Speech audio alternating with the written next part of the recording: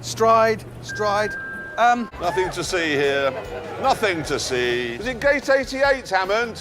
What? No, mate, it's this one. Where's the plane?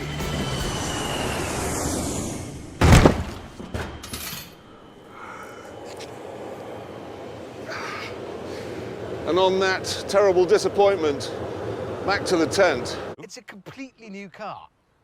This monochrome Union Jack applied by Germans. Yes. There is some German influence. Chassis? German. Yeah. Engine? Yeah. German? Yeah. Oh, no! The Germans have done all the tech and engineering. No, wait, it'll be brilliant. So Stalin sat at that table in the morning when he was a little boy. Yes. And said, one day when I grow up, I want to be the nastiest piece of work the world has ever seen. And the parents will have said, there's a little boy in Austria, and he wants to be the nastiest piece of work. But we think, son, you can be an even nastier piece of work, and then he was. You can be whatever you want to be, son. Yeah. If you want to be the biggest bastard the world has ever seen. Bastards are good. And his mum said to him, are you sure you wouldn't like to follow your father and be a shoemaker? No, I want to murder 20 million people. So he's actually sitting right here in his little It's really shorts weird, and his isn't it, little to think? moustache. Yeah. That is really weird, though, isn't it, what started Listen. in here? I've broken Stalin's house. Jeez, I'm going to the gulag. James! Broken Stalin's house.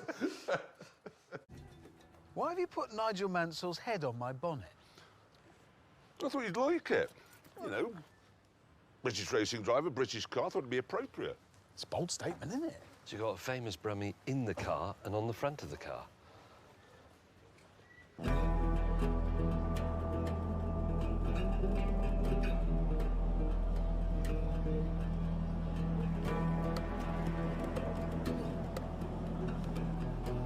Nigel Mansell must have been a big name round here. A lot of people looking at him. Was Nigel Mansell popular here? Yes. Global superstar, mate. Global superstar. They love him. Why are people pointing? Yeah, they must have been into racing or something. Did Nigel ever race a Bentley? No, mostly Williams is what he's famous for.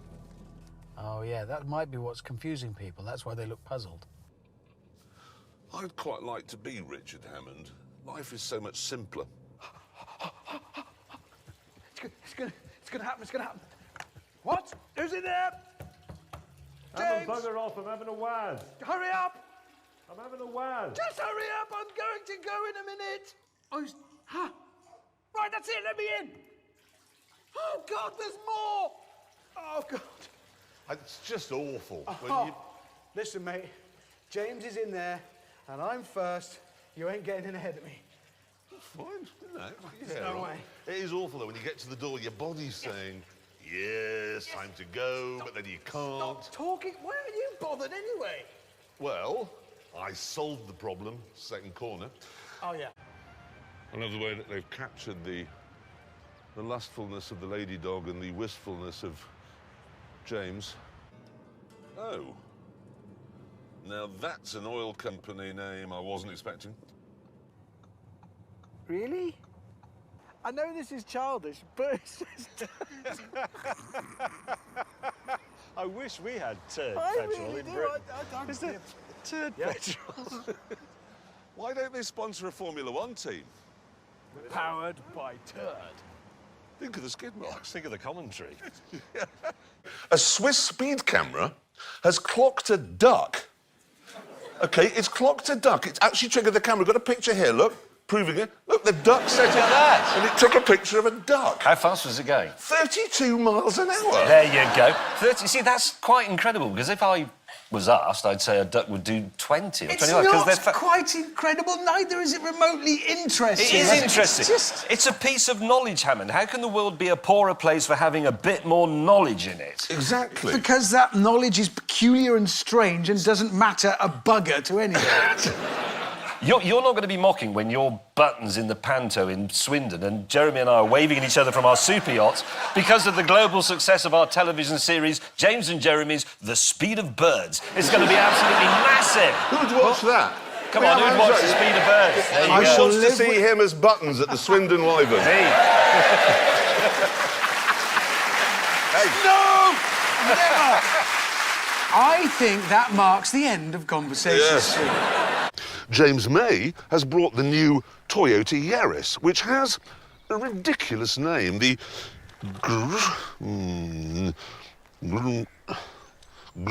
How do you say that? Gruminer. It isn't Griminer. There's no at the end. It says Grim. It is a funny name. What does it mean? Gazoo Racing, Meisters of the Nürburgring. Oh, your favourite place! That's where it was developed. What I fitted to my car, it's powered by the same USB port that you'd normally use to recharge your vape bong, is the most important thing in a millennial's life. And that is, of course, a juicer. Ta-da! Now, using this, I can make a whole range of tasty and nutritious juices using a variety of ethically sound ingredients. And that means I won't be beholden to evil American corporations that murder baby veals and snap the beaks off chickens. Right, this one is kale, apple, line-caught avocado and ethical water, plus my reading glasses, which I'm afraid fell in there earlier on. But it doesn't matter, they've got plastic lenses, so they're perfectly safe. Someone's going to want that. Dabarit wagwam. I speak the language of the millennial. Hammond and May won't be able to do that because they're in a Ford and Toyota. They're bad whips. It is the world's greenest circuit. It is completely... Oh! Oh! God! Oh! Oh! Oh! Oh! Back to the tent. Oh, God. Oh, come on!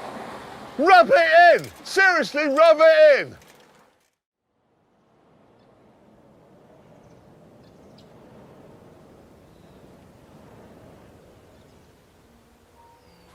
We're going to need to rehearse it.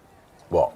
Well, what we say when he's found... Look, so we're on Breakfast TV, you're on the sofa, yeah? Oh, okay. Good morning, with me now is J.May, that's how to speak, who has just learnt of the sad demise of his co-host and colleague, Mr. J.Clarkson. James, how do you feel that his body was found in a ditch with a bicycle this morning? Was it? Yes. No, that's not right, is it? No. Sorry, can you do that again? James. This is radio, OK? Good morning, 9:05. J.May is with us. We only learnt this morning of the sad demise of... Oh, bugger. What? All of that rehearsing, mate. Waste of time. Ugh. Because he's outside right now, fighting with the bicycle lock by a fence. Oh, you look cold. It is cold. Oh, hell, why won't this work? Paper boys can work one of those, mate. Oh, Steve, I don't care. He's left the key in it. What a muppet. Oh, God. Come on. Hammond! Hammond! Hammond!